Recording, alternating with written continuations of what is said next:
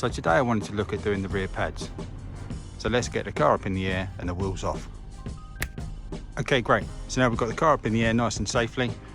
We've got the axle stands in. We've got the chocks on the front wheels, front and back, of course, both sides. The other side's up in the air as well. And we've still got the trolley jack just protecting the car at the other side as well.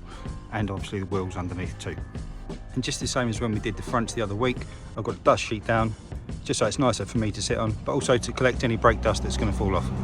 And that will save us a whole load of time in tidying up later on. So the first thing I'm going to do is just remove the pad wear indicator. So it's simple, you just remove that, or just pull down that little clip, and then the whole thing just pulls away forward like that. We can then slide the connector back off of this kind of little bracket, and obviously just out of here as well. So just as we did with the fronts, I'll just pull that down and pull this forward. And I should probably point out as well that before I lifted the car, I released the handbrake, so the brakes aren't holding the back wheels at the minute. And then next up, what we need to do next is release the caliper. So on the back here, we've got a 13mm bolt and a 15mm nut here. So we just need to hold the 15mm steady while we release the 13mm. We just got the top here and then the same on the bottom. So we just need to get them released now. Just like I found, you may find that this is really tight and it's actually quite difficult to get a socket in there to release it, so you're going to need to use spanners.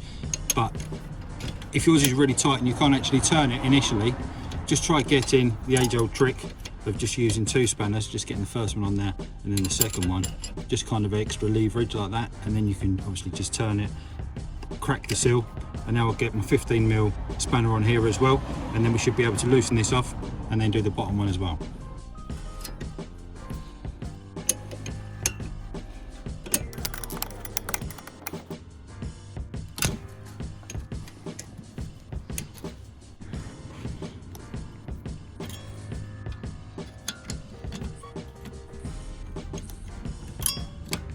So now with them both loosened, what I'm going to do is just carry on and take out each of these top and bottom 13mm bolts.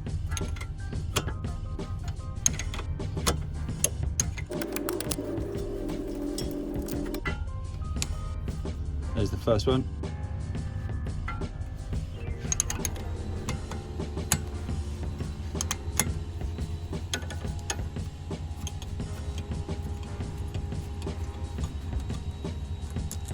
And there's the second one.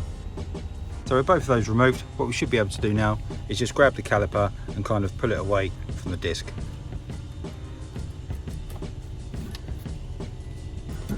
Just making sure that we then, as it comes away, the pad wear indicator, just feeding it back through the hole there. As you pull it away, it's not quite as flexible as the front, because obviously we've got the handbrake cable and the brake hose cable connected as well. So what I tend to do is just with a handbrake spring, just get a spanner or a screwdriver or something, pop it through there, and then you can hook it over the spring as such, and then just make sure that it's not going to fall down and it will stay there quite nicely while we now look at the pads. So obviously there's 2 pads, there's the outer and the inner. The inner one has the pad wear indicator, and what we can see obviously is just where we've got some wear there, where the old copper grease has gone on as well, just where that's pushed on there. We're not actually going to be changing our pads because these pads have still got loads of meat on them, and unfortunately I'm not made of money, so until they actually need doing, I'm just going to for now demonstrate how to do it. So what we'll need to do, if we were removing it, obviously we can just pull them away, pull them out of the carriers, and then we can bin these. They're not too bad, you can still see there's plenty of meat on there, and then we'd bring in our new ones. So I'm just going to remove both of those.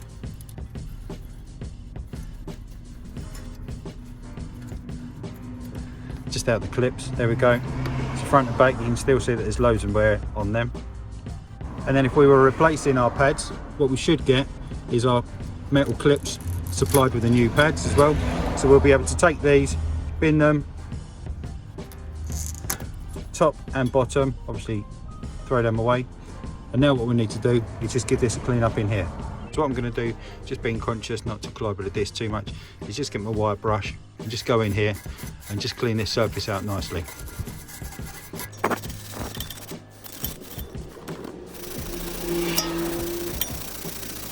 Okay, and after wire brushing that, what I'm going to do is just get a bit of brake cleaner on here as well, just to really help clean this up. So the next thing we need to do is just refresh and clean up the grease on our sliders. So these 2 bolts here are our sliders, should just be able to come out. Obviously with these rubber boots, we need to make sure that there's plenty of flex in there, plenty of pull in there, plenty of spring.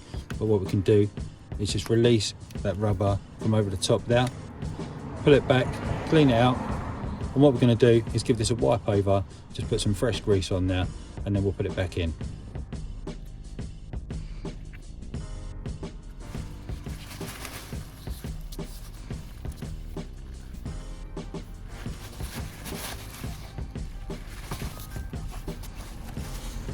And obviously while you've got the rubber boots off, it's a good chance or good opportunity rather, just to have a good look at them, make sure there's no splits or cracks or anything like that. Give them a clean up as well, and then you know they're going back clean. Once you're happy that this is cleaned up, I've just gone over that with a wire brush as well, and your boot's cleaned up. Just slide it back on, make sure it goes back over as it needs to.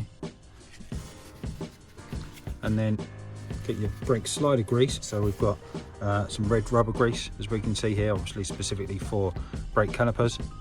So I'm just going to put that on. If you've got a brush, obviously it'll be much better. So I'm just going to put that on there liberally. I'm just going to put that on there liberally. Make sure it's got a good covering on it, not ridiculously. And then what we're going to do is just slide that back in. Make sure that boot pops over the top. There we go, nice like that. And then we should have a good bit of spring on there to help that boot slide in and out just as the brakes are squeezed in and off. And obviously make sure that you do both of them as well, top and bottom. Once all that's clean and everything's dry, you can then get your new clips, just pop them back into position where they need to be, just making sure that they clip in nicely, lining up. You've got these kind of guides at the bottom, obviously to make sure that it goes either side of the disc nicely, and they will just literally sit over the end of these libs here. So you can't really get them wrong. Just get them into place and they just clip in nicely. There we go. One at the top and one at the bottom. If you'd got it wrong, you'd know about it, because if you just give the disc a quick spin, then obviously you'd be able to hear it fouling on it. Obviously there's no noise at all, so we know that we're good. And just as we did when we did the front, now's the time to just to give your hands a clean up or change your gloves. And then now what we're going to do is just get our new pads, if we were fitting new pads obviously, and just put some copper grease just in the slidey points where it's going to have that contact. Just some at the top and some at the bottom. Once you've got that grease on there, you can then just put them back into the carriers, just nicely line it up, push it in and tuck it up to the disc. Same on the other side too. And what we're also going to do, once we've just done those points there, top and bottom, we can see, because we're reusing these pads, we can see exactly where the caliper pushes against it. So what we want to do is just get a bit of copper grease just on the back of the pad there as well, just to allow it to move more freely. And then the same on the other one as well, because the caliper doesn't cover the whole thing, it's kind of got the two legs going across it. If I can just come over here, you can see kind of it's just got the two bits there, there's a big gap in the middle, so we can see on the pad here where it hits. So I'm just again just going to put a little bit of grease just on those contact points there. And then obviously with the other pad, just get that and pop it on the inside and just put that back into position, exactly the same as the other one. Slide it up against the disc and it's ready to go. Okay, next thing we need to do is just as we did when we did the fronts, is just to push the piston back in the caliper. So we're not going to need to go too much because we're reusing the old pads. Obviously you should be changing your pads if you need to change your pads. What I've been able to do as well is just get a bungee just on the top there and just hold it in position. So what I'm going to do now is use exactly the same tool, just a push back tool. So I'm just going to get this clamped in here and we'll get this pushed back. So what we could do if we wanted to is just release the bleed valve nipple just on this caliper. That would save pushing the fluid back up into the reservoir underneath the bonnet. But what I'm going to do is just go and remove the lid on the reservoir for now, because it's only going to go back as slightly this way, and just push some of that brake fluid back up the hoses back into the reservoir.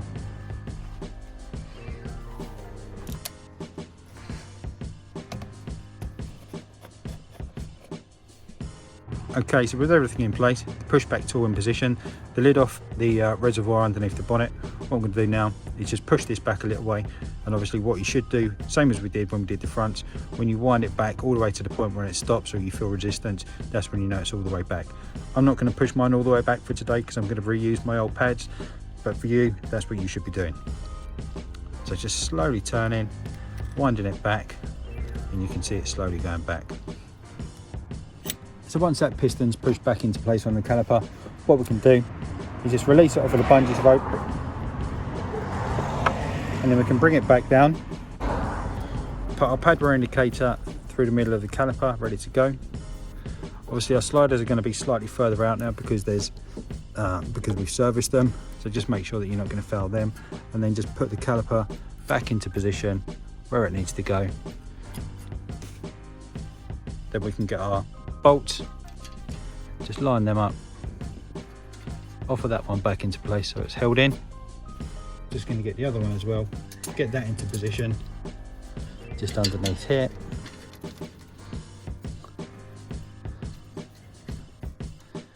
And then we can look to tighten them up. Okay, once you've got those couple of bolts tightened in and just pinched up, the torque setting for this is 27 to 30 Newton meters. So my torque wrench only goes down to 30 Newton meters. So I'm just going to hold this in a nut still with the 15mm spanner, and then what we're going to do is just tighten this one up just to 30 Newton meters, which isn't a lot at all.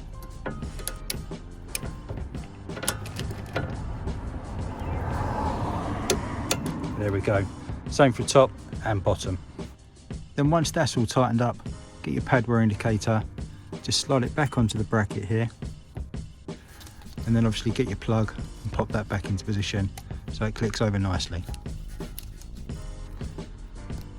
And then once that first side is all complete, obviously you need to do the other side as well, because you should always do your pads in pairs. So now with this side and the other side done, what we're going to do is just get everything out the way, get the car back down on the ground, and then we can look at adjusting the brakes properly. One last thing just before we put the wheels back on, just going to get some copper grease just on the face of the hub here, and then obviously we can give the discs one last clean over with a brake cleaner.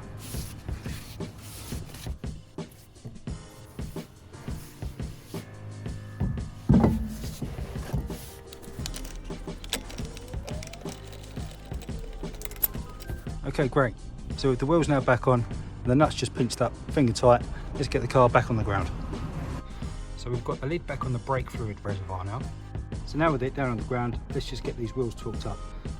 120 Newton meters for these. So with everything all back together now, what we should find ourselves is needing to give the brake pedal a few pumps. So what I'll also do as well is just turn the ignition on. We'll just check for any errors on the dashboard.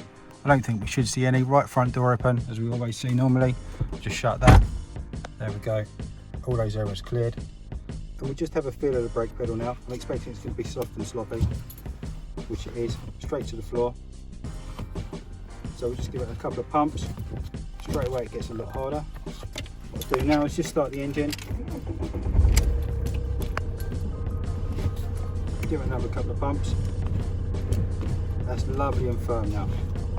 So I'll get the handbrake back on, I'll get all the chocks removed and everything, I'll get tidied up, get all that back inside, and then we'll go for a test drive.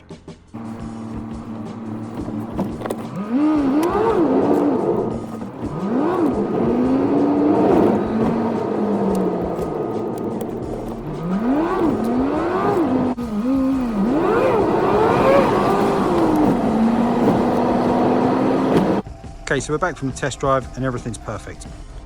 So as much as we haven't actually changed any parts today, when it comes to changing them in the future, we know it's going to be nice and serviceable, and those parts are going to come off nice and easily. So hopefully you found that useful. If you've enjoyed it, hit like down below. If you haven't done so already, hit subscribe coming up here now. Like I always say, you know, the more subscribers and more likes I get, the more videos I'm going to make. So for now, really appreciate you watching. Thanks very much, and I'll see you in the next one. Cheers.